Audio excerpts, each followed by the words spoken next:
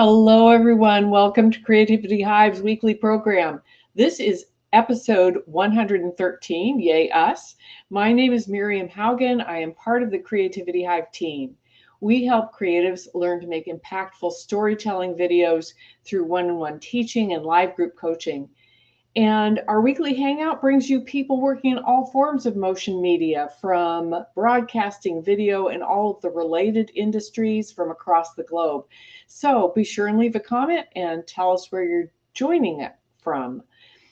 Today, we have a very special guest, the famous, the infamous R. Neil Haugen.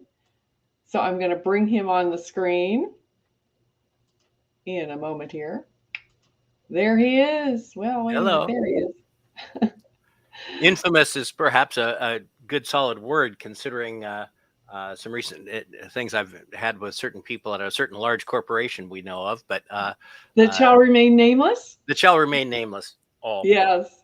And we've had some fun with, I think we mentioned in our last episode that we had recently moved our business. And so things are not set up exactly as they should be. And Neil was frustrated because his camera was not, wanted to give him good lighting and just kind of a mess. But here we are.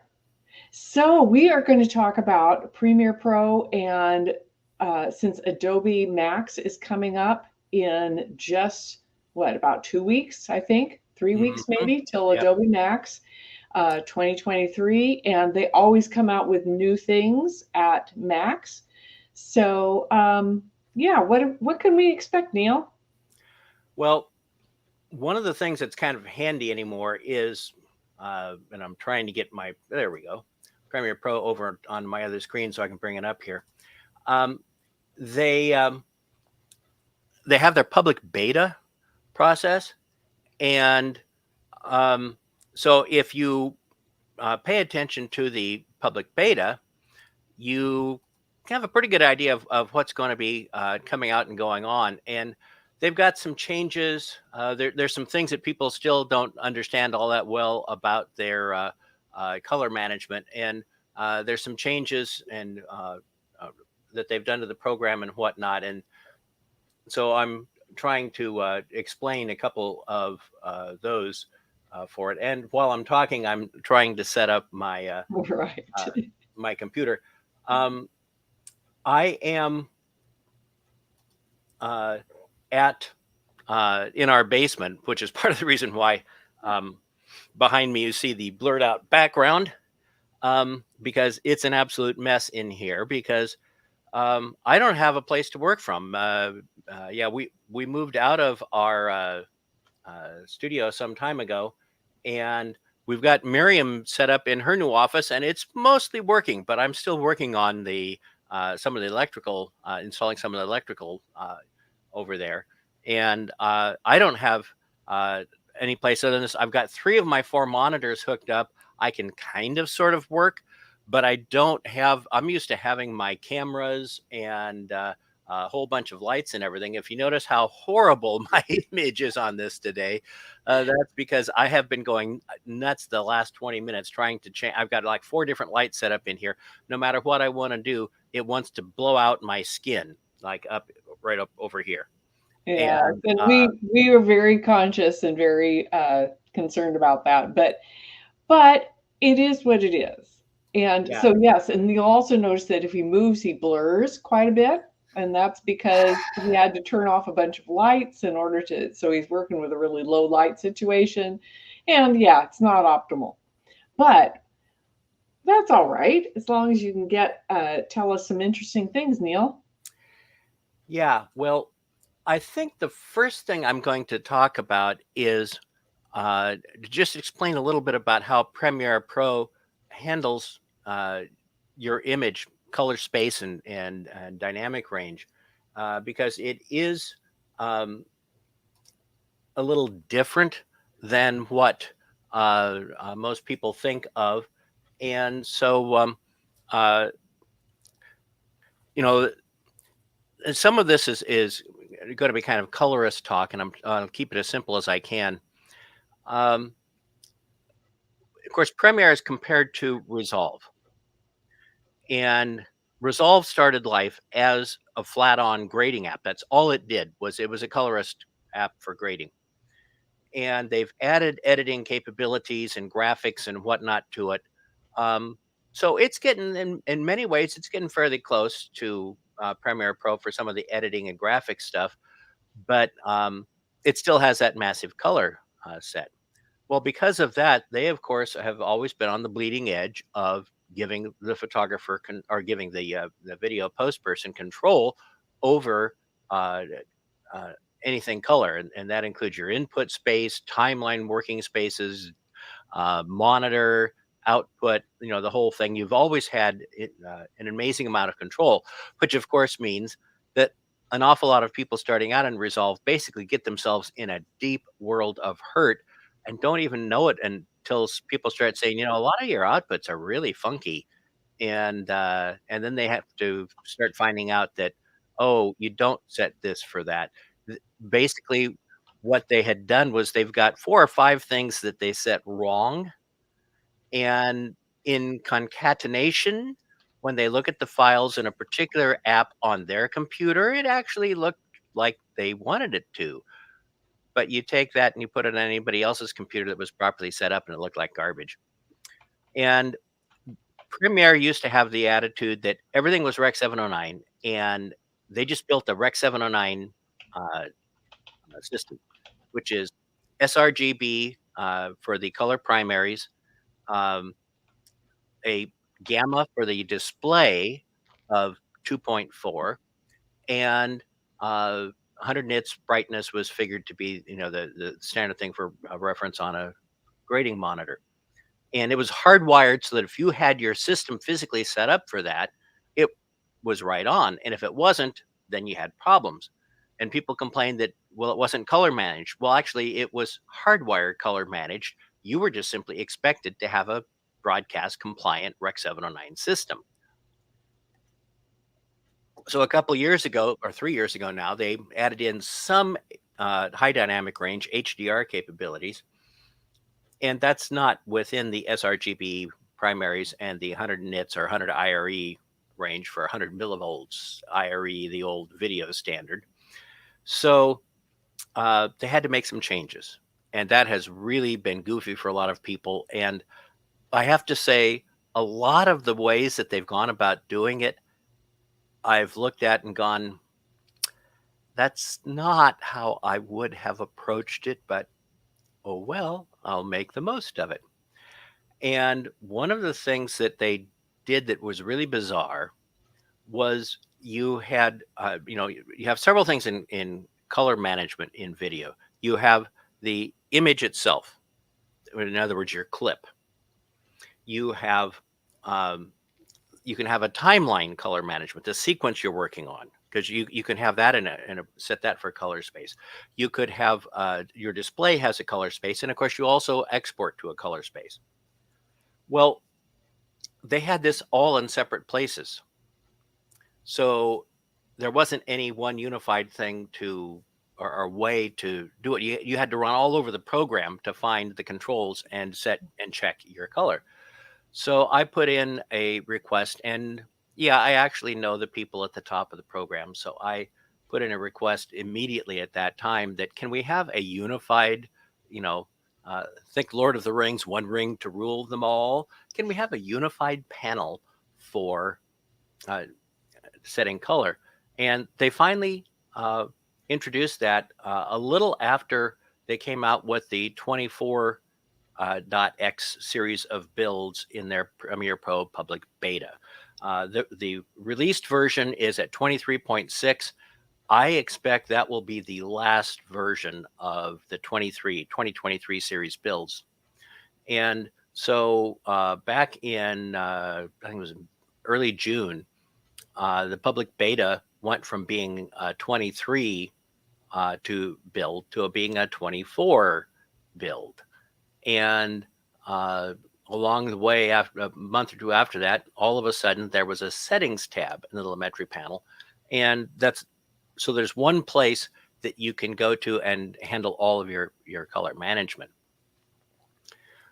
but that still gets back to one thing that so many people have had a discussion on, and this is one of those things that I can start talking of this and watch Miriam's eyes glaze over. No, I love hearing you do geek talk. This is great, And Will. yeah, but Awesome. when I'm explaining to her what I'm thinking about when we're not on the air, and I'll be going into this. I was realizing this, and start talking about these things, and I can just see her go. Right.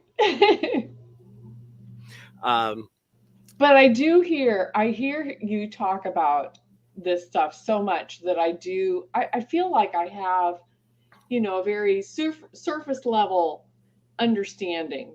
And I don't need to know the ins and outs and great depth, but the more I hear the you going into great depth, I my understanding is broadening. I think that's a good way to put it. My understanding is broadening. It's not necessarily getting deeper. well, and this is a very common thing in our relationship because for 40 years more, we had a portrait studio, and I was the one that started it, and then Miriam came in, and anymore she has the portrait studio. I do this video stuff, and she is very, very good. And but has always relied on me to be the tech geek that explains all the stuff, figures out how to do. She'd come up with an idea for lighting. Well, that's the thing I used to always do. I come up. I want to be this kind of lighting, and how can I meter the light so I can make it? This is back in the days when we were working with film, and you couldn't check on the back of the camera. And uh, professional shooting film, it was $1.25. Every time you click the shutter, $1.25 to $1.50 just went poof, because you had to pay for the film. There was processing and printing of the proofs, and so there were times when I would be testing out, trying to figure out how to meter a particular type of lighting, and I didn't want to take the and you go to the expense of shooting film and having to wait several days. I wanted to do it Right. now. So You at wanted that to see time, the results so you could make modifications like we now do by looking at the back of the camera. exactly. And there was a way you could mostly do that, and that was by putting a Polaroid film back on the camera. Well, that was only about $1.15 a shot, right? But it was immediate. So there were a couple days where I went through like 50, 60 shots of Polaroid when Miriam was expecting me to be doing some lab work or something else. And instead, I'm in the camera room burning Polaroid. A buck just went by, another buck just went by, another buck just went by. And she's going, "What the heck are you doing?" Yes, we're not made of money. But I'm learning something. And so I'd learn how to do things. And that's what I've done all the way along. And so in video, I also have been very involved in color for the entire decade plus that I've been involved in this. And one of the questions that has always uh, been a problem for colorists and for the more experienced people in working in color, they want to know how Premiere's pipeline, as it's called, works. From the time that you bring a clip into Premiere into the project panel, you import it or ingest it, whatever you want to call it, and then you put it on a sequence and then export it. What is the actual processing that is done to that clip? And everybody has assumed that they transformed the clip, which a transform is a mathematical or LUT-based process. You can do it either way. And but there was an assumption that they either used a LUT or a transform to turn every clip into Rec 709. And then when you did your corrections with Lumetri, that it was those were applied to the clip after that transform. That may have been the way it was done before they added their HDR capabilities, but it is clearly not the way it's being done now. And people were still thinking that something like this was going on. And in my testing, I couldn't figure out exactly what was going on, but it wasn't what any of us thought. And of course, they're very close on what they talk about normally. And so when we were down in Vegas for NAB, the National Association of Broadcasters, huge trade show, this last April. I was talking with a good friend who is also has been an upper supervisor for a couple different programs, and has done a number of other things with Adobe. And I'm not sure exactly what his position is at this moment, because they keep changing positions and they've got all these fancy names. And I listened to the Yeah, and the names aren't always descriptive of exactly what they do.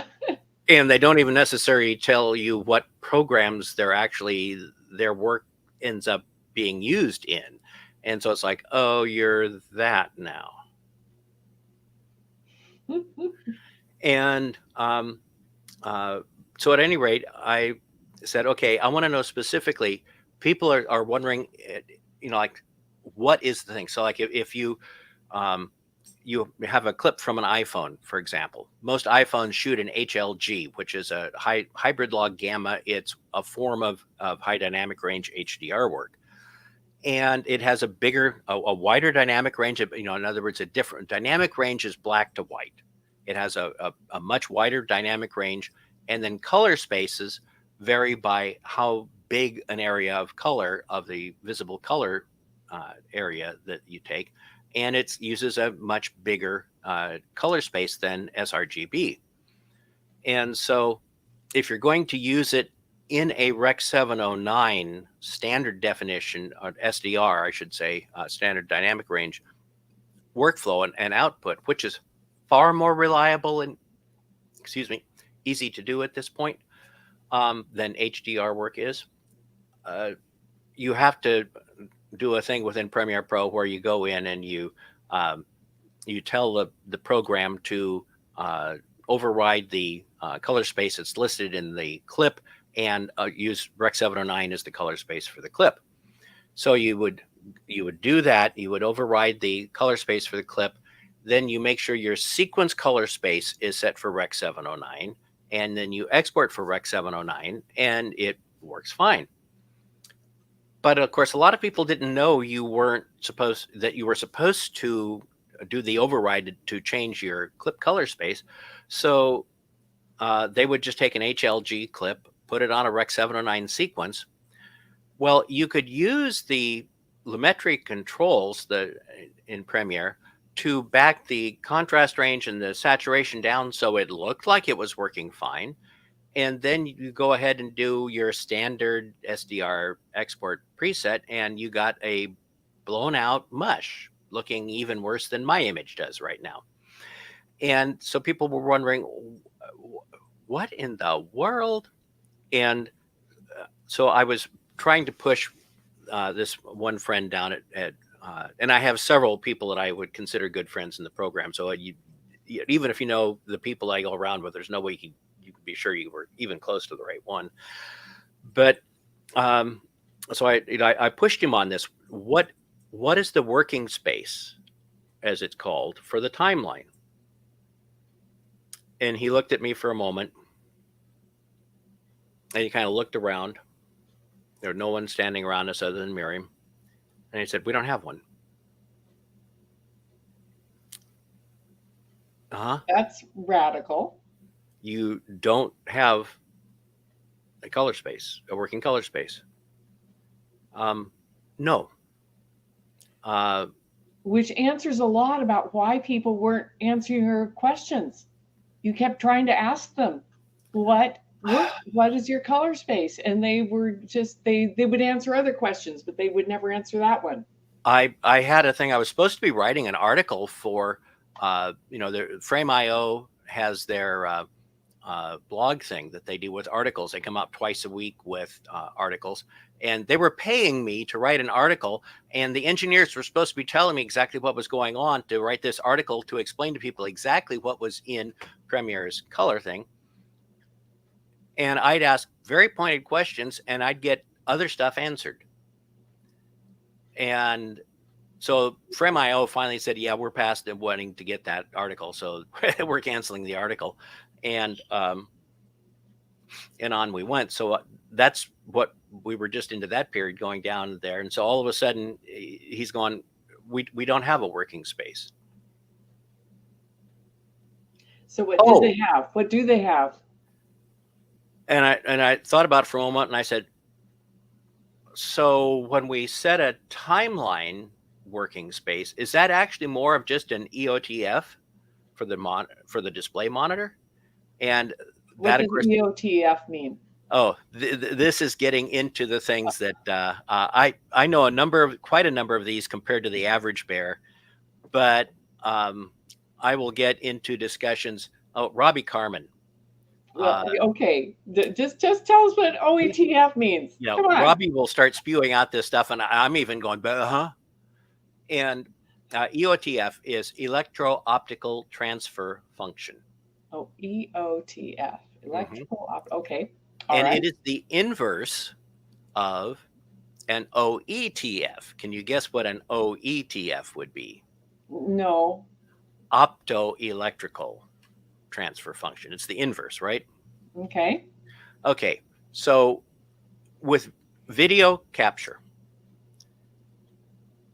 the scene is called linear space because you double brightness and you double the brightness.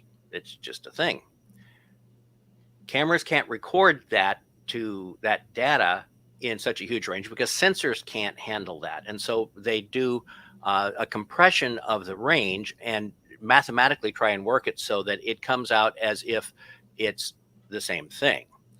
So you have the camera sensor captures data, and then there is an OETF, an optoelectrical transfer function done in the camera to get that to it's not always in log, but a log-like encoding process that cuts the data down a lot. Okay, so that's now encoded as an electrical signal, not an optical anymore.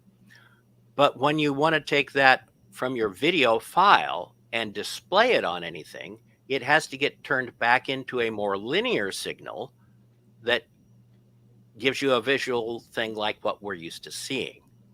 And so that's where you have the electro optical, the inverse function. You go from optical to electrical signal, and then you have the one go from electrical signal to optical to the visual for the display. So that's why when I said, so like when you set Rec 709 for a working color space, you're in essence, that's just an EOTF for the monitor. And he stood there a moment. Yeah, yeah, that's probably the easiest way. Technically, there's some other stuff going on, but that would be the easiest way to think about it. And I was going, oh. And then, of course, my brain's going, well, that's given me immediately about 150 other questions. And I'm sure in another couple hours, I'll think of a couple hundred more. But, I've done some Yes, testing. you're very good at asking questions. I'll wake up in the middle of the night with my mind having been processing things while I'm sleeping, and all of a sudden go, oh, well, if they do this, then you do this. Now you apply this kind of a function here, and so and that's the way my brain works. So, um, and I've done a little testing, a little checking, and I've got one last little bit to get that I can test to get the last of it. But I'm comfortable enough now between what he said and what I've tested to say that he's right. Um, the working space that you set TF for the monitor. It's like in Resolve, you can have a working space for your timeline and a separate working space for the monitor. And most colorists actually work that way. And then the problem comes in, you have to remember that when you export then out the other end, you use the same EOTF on the export as you used for your monitoring. And then you end up with what you expect to see. So how does this apply to anything? Okay, you have an HLG clip. You put it on a Rec 709 sequence. You shrink it down with telemetry control so it looks okay, and you export and it's blown out. Why is it still blown out? Well, actually, if you think about it, you realize you have the clip, but they don't transfer the data of the clip to actual Rec 709 to HLG on the sequence. It's still original clip data.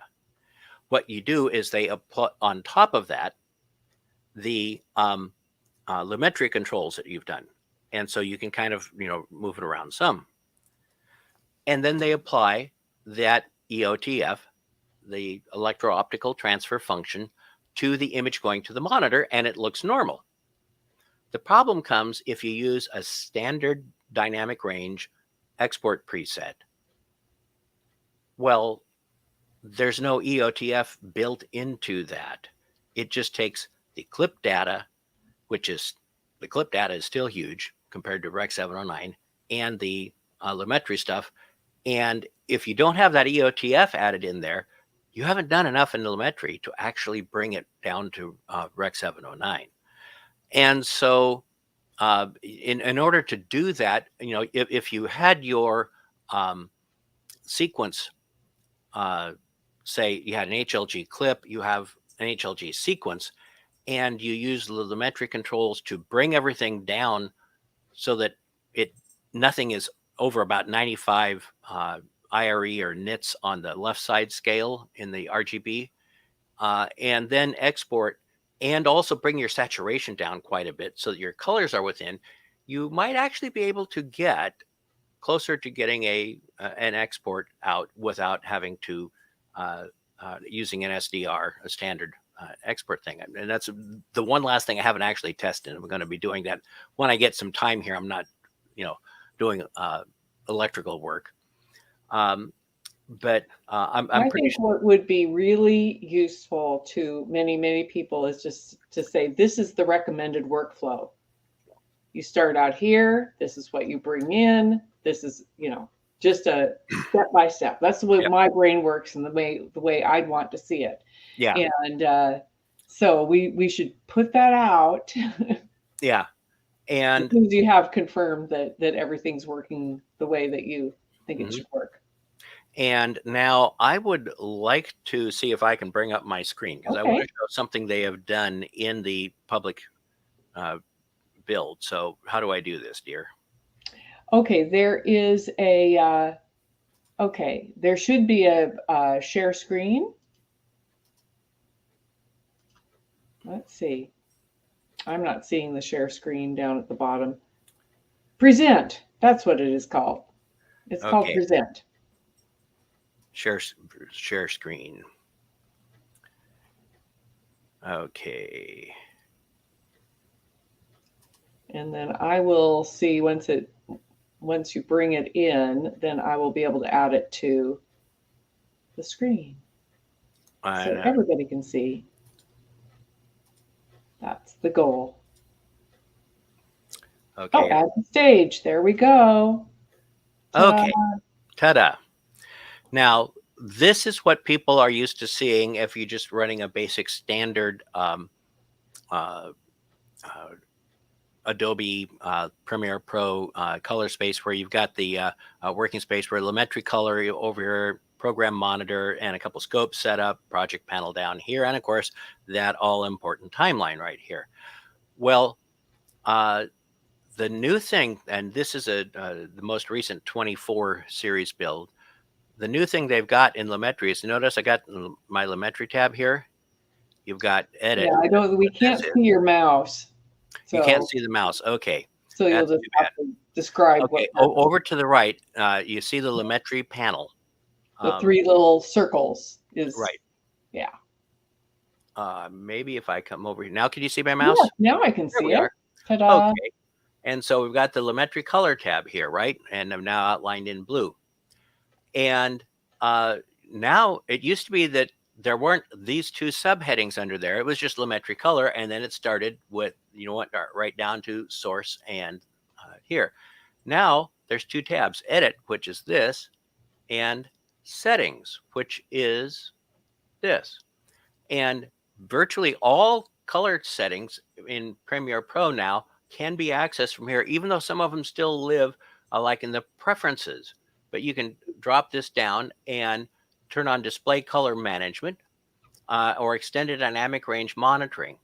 Now, most people should have display color management checked most of the time working in Premiere, unless you have a a really well set up, calibrated, and profiled system, really tight to either SDR, Rec 709, or to the HDR format you're using. And if you don't understand what I mean by calibrated and profiled, you probably don't. You probably don't, and you probably, like most of us peons, should just, yeah, do what he says. Use the display color management, because Yeah. then Premiere looks at the ICC profile for your monitor and will go, okay, so you're set up for Rec 709 right now, and so we'll try and do that. And they'll do some other things to try and make sure that the image looks as close to a professional Rec 709 image as possible, given that they, of course, don't know how your monitor is really set. Now, if you are going to do HDR work, high dynamic range, and you can do that in either HLG, hybrid log gamma, or PQ, which is perceptual quantization. But if you're going to do either form of HDR that Premiere can do, you must have the display color management checked. And if you are on a Mac, the extended dynamic range monitoring checked also. If you're on a PC, I don't think that is of any use or anything. That's just, I think, pretty much a Mac thing. And transmit out device playback. I have a nice big monitor that I use for my full screen, so that the transmit out gives you where the image is the entire monitor. There's no window around it or anything. It just fills the entire monitor. And I normally work with one of my screens that is my transmit out screen. And that also means that I frequently keep the program monitor, this area right here that has the image in it, I tend to keep that pretty small, because I don't need that big to see it, because I'm watching it. You know, I've got a UHD monitor. I've got a 3840/2160 monitor here that I'm, 32-inch monitor that I'm looking at with the image. So yeah, I don't need to have my program monitor. So I normally will have when I'm working my user interface screen, I'll have my Lumetri panel so that it's out like this, especially because when you get to the curves, that gives you these nice wide curves, and I want a lot of scopes. Well, I normally even have another scope here. I'll have the vector scope up and everything. And so, yeah, I'll have this itty bitty little program monitor here because I've got it on a UHD screen. So why do I need it, big like that? But so those are the things that, you get into multiple monitors and everything. It's really handy to have. And that's what this transmit device is. Now, production, I use production mode. I'm not going to go into that. A lot of people do standalone projects. Production allows you to work a bunch of projects at the same time. But so this is production. If for most of you, this will say project settings, because it's production white or the project settings. And so these are the color controls you have for those. And for most people, HDR graphics white, what is that? Graphics white, think of a white piece of printer paper, typing paper, we used to call it, in sunlight where it might still be showing a bit of texture to it. Okay, that's the brightness that the graphics white is. And it's not something that it's kind of puzzlement, because it's not something that you actually see in the program when it's set up, but it's something that the program puts in the metadata that can be important to devices displaying your HDR. You can set that for 200 or for 300. Almost everybody in professional video uses doing the colorists doing the big Dolby Vision stuff, even if they're doing a grade for a 4,000 nit monitor, which nobody's got a TV that can do that, but they will still use normally the 200 or 205 nit thing. 3D LUT interpretation, if you don't know what that is, you probably don't need to worry about it. Tetrahedral is the better one.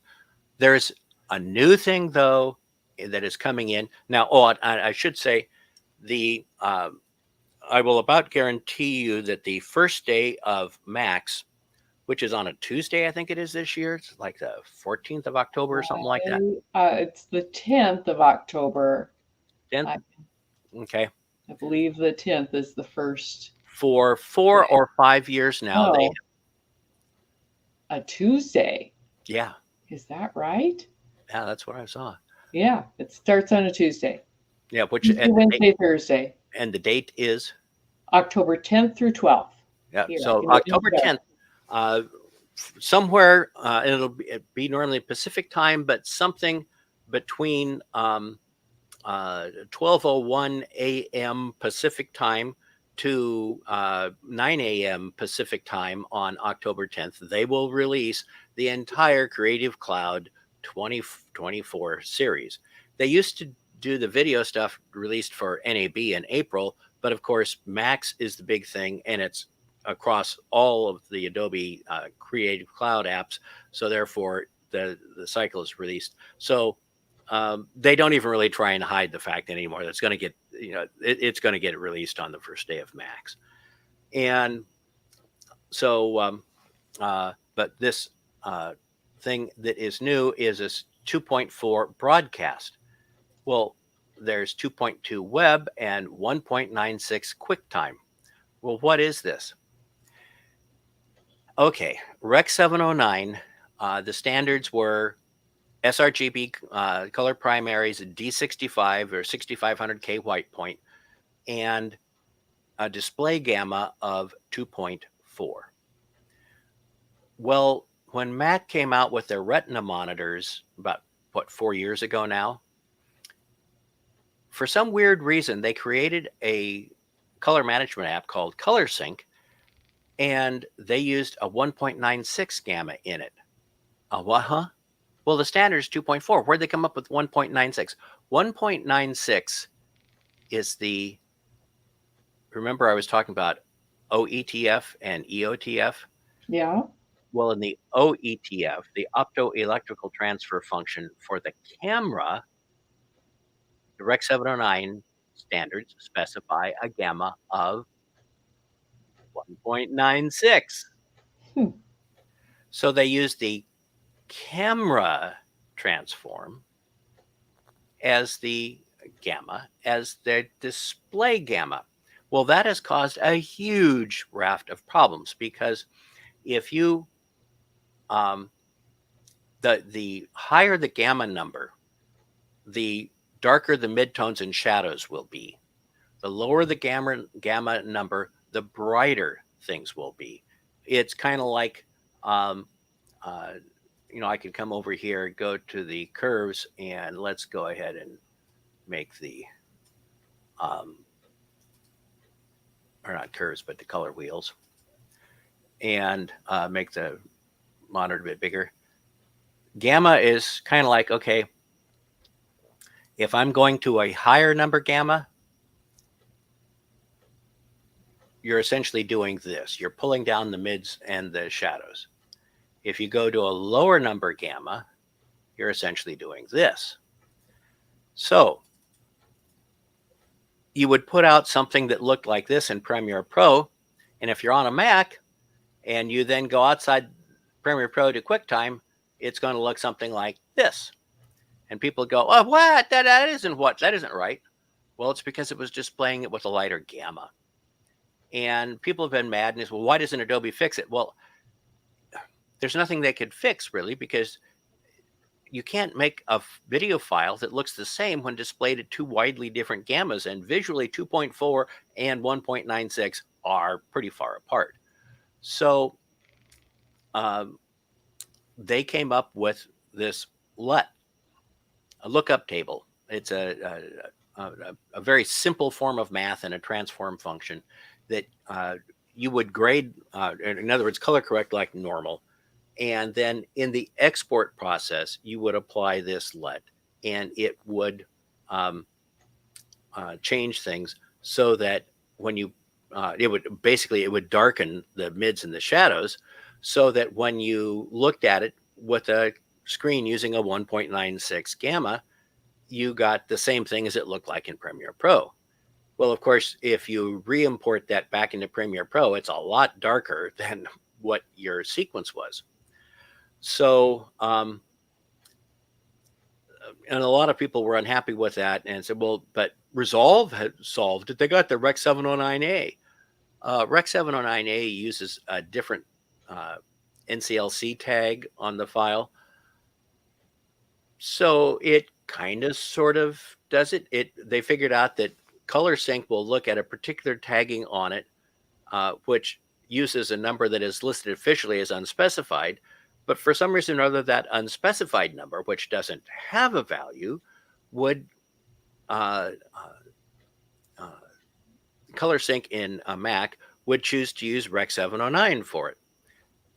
Well, the problem with that is most non-Mac systems, even though it's unspecified, still react to that number in a way that does basically the same thing as the Adobe gamma compensation LUT, as they called it. It makes it darker.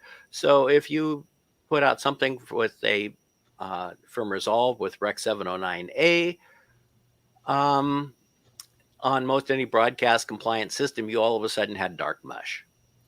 So, a couple ways you could go about it. And Adobe finally threw in the towel and came out with this, which is you can set it for the viewing gamma for the program monitor here for 196 QuickTime, 2.2 web use, or 2.4 broadcast. In other words, do whatever you want.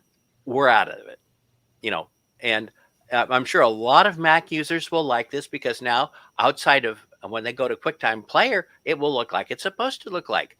Well, yeah, on theirs and on some other Macs.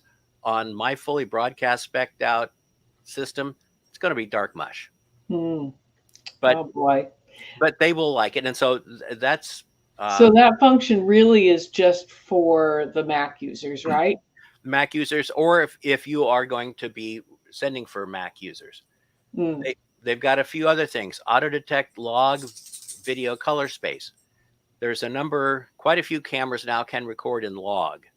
And this, if you say, check this, it automatically, if it can recognize that particular log, like for a lot of Sony, a couple Panasonic, a lot of Sony, a couple Canon, and Ari, and a couple of the other cameras, it can tell that it's a log form of that of media.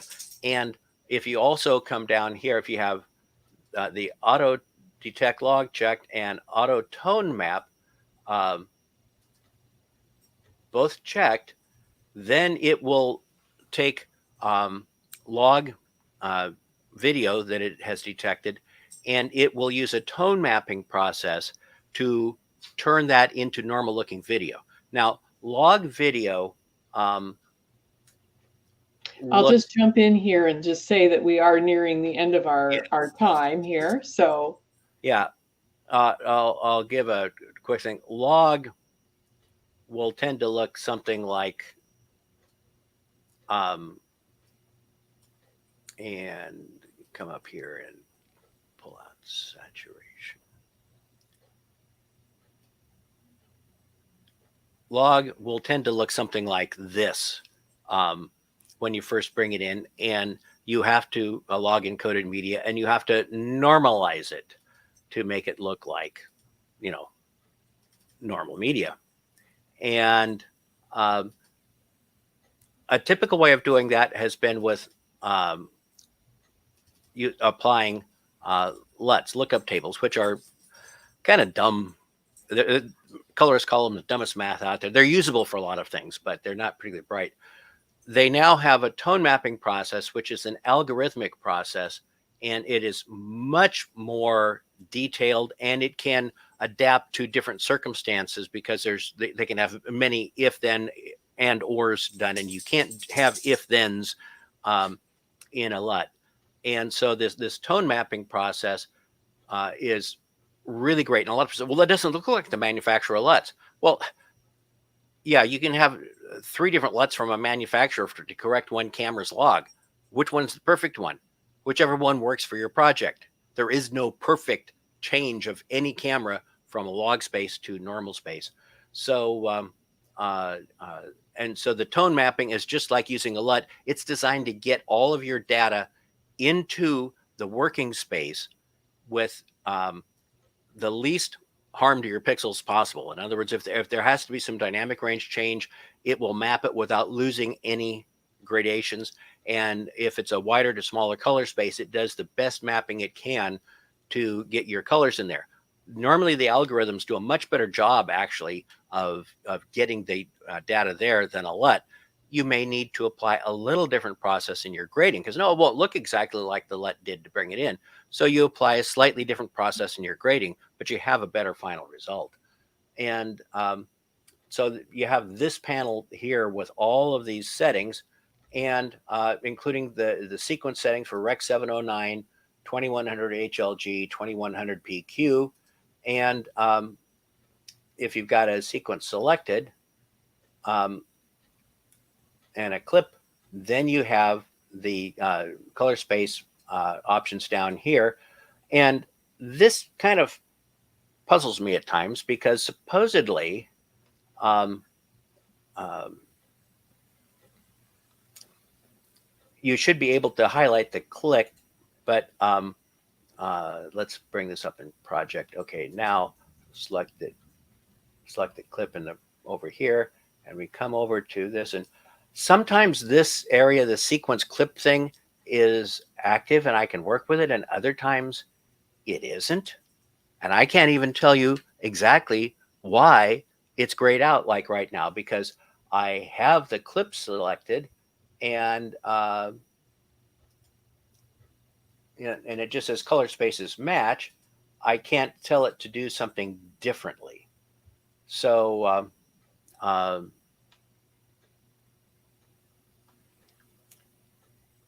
let's go try, let's say put this at HLG, and now come over here. Okay, now it still won't let me. Well, we really So at any rate, yeah, wrap this up. this is a new thing going that you're going to have to pay attention to for working in Premiere, is the settings for your color. And it's everybody. Yeah, it sounds like it can be a quagmire, but I think that it would be, yeah, really, really useful to a lot of people if there was if you're doing this, this is what your workflow should look like. If you're doing this, this is what your workflow, sorry, can't talk. Yeah. Workflow should look like. And I am working on a color strategies article that actually several of the Adobe staffers are participating in an email chain where I'm asking some questions on it.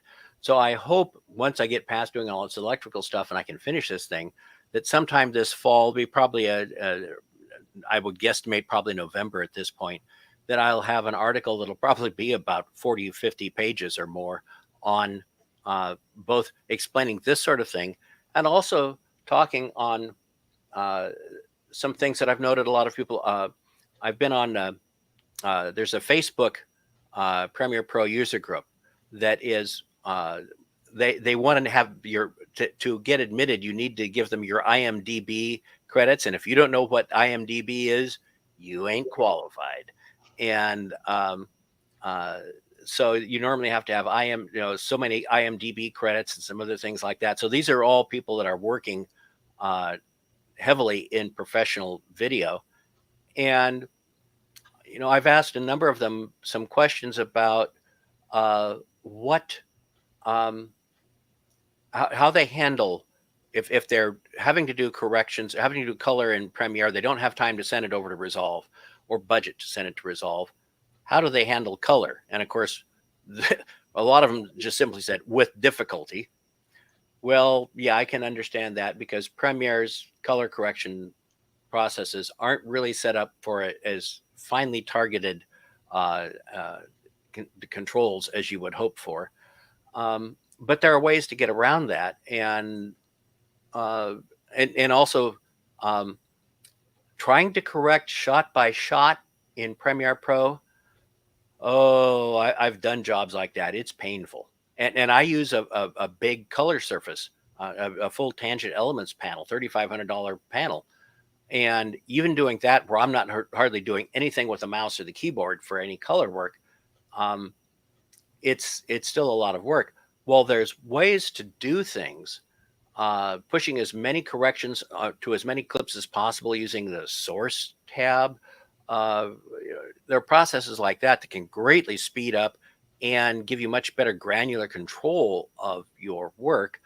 But I'm going to be including those in there because even a lot of working pros are not working smart. Yes. Well, because you do what you need to do. So that 40 to 50 page article is awesome. Looking forward to that. I am mostly looking forward to the Reader's Digest version. There will be a section up front that will go over a lot of the things in uh, giving you a preface of what will come later. Yes, I Um, think just having some bullet points. Would love to yes. see that. Okay, thank you so much. This has been awesome. I hope we didn't put too many people to sleep. That we actually, I'm sure the people that are interested in this probably loved the information that you have. So let's. Especially that thing about their timeline thing and the way it works. Mhm. That's huge. Yep. All right. See you all later.